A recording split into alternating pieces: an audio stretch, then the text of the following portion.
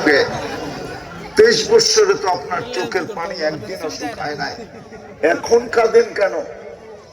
এখন তো রফিকে আলার কাছে চলে যাবেন। আনতা ইলা রফিকিল আলা, আল্লাহ সান্নিধ্যে চলে যাবেন। উর্দু জগতে খুশির বন্যা চলতেছে, ফেরেশতা একজন আরেকজনকে সুসংবাদ দিতেছে, ইয়াসিলুল হাবিব ইলাল হাবিব, বন্ধু আজকে চিরদিনের জন্য বন্ধুর কাছে চলে আসবে। আপনি কাঁদেন কেন? মুরাদনগরের যুবক ভালো মতে বোঝো, তোমরা বুঝলেই আমার কাম হয়ে যাবে। আমি তোমাদের পায়ে হাত দিয়ে বলতেছি, বোঝো।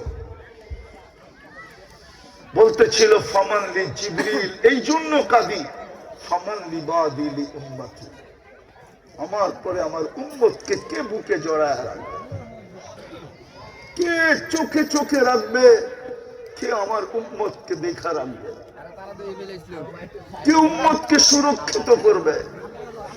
সমস্যা আসতে দেরি, আমি তো জিজ্ঞেস করতে দেরি করি নাই, জিবরিল তুমিও তো সমাধান নিয়ে আসতে দেরি করো নাই, আমার পরে উম্মতকে কে দেখা রাখবে?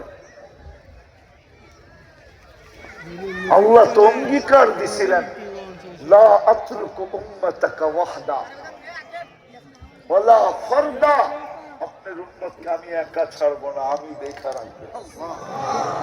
কুরআনও তো বলে নিরাপত্তার চাদর দিয়ে ঢেকে রাখবে, লাহুম রিজকুন কারীম। কুরআনে তো বলা ছিল তোমাদেরকে পাখির মতো পালবো। আমি চিনি মুরাদনগর, চিনি আমি। হয় এখানে প্রবাসীরা, মুরাদনগর প্রবাস, হয়তো প্রত্যেক বাড়িতেও একজন আছে, নাইলে একবারই অন্তর অন্তর তো আছেই। হায় হায় প্রবাস জীবন, আমি জানি প্রবাস জীবন কি জীবন। ওপেন জেলখানা ওপেন, যদি প্রবাসী থাকে ওর চোখে পানি চলে আসবে, আরো সত্যায়িত করবে। মাসে 30 দিন, 30 দিনের 15 দিনই না খায় ঘুমায় যায়।